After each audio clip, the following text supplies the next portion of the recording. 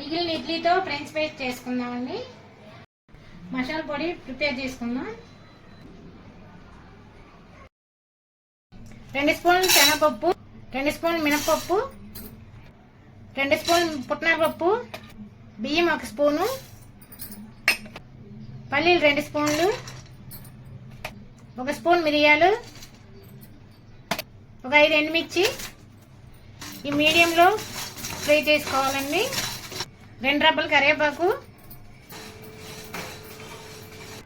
2 స్పూన్లు ఎండు కొబ్బరి పొడి,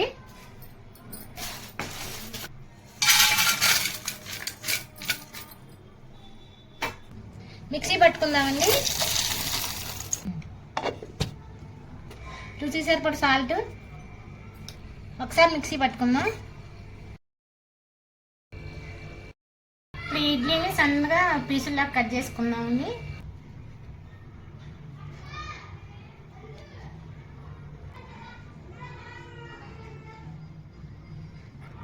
ఈ విధంగా సన్నగా కట్ చేసుకోవాలి ఇడ్లీని.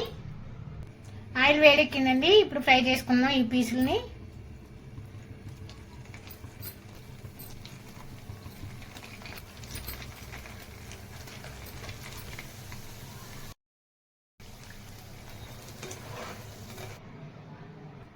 క్రిస్పీగా వేగాయి.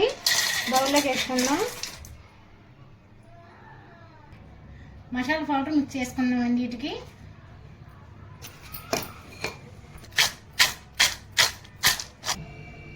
మిగిలిన ఇడ్లీతో ఫ్రెంచ్ ఫ్రైస్ రెడీ అయిపోయిందండి. మీరు కూడా ఒకసారి ట్రై చేయండి. Please subscribe.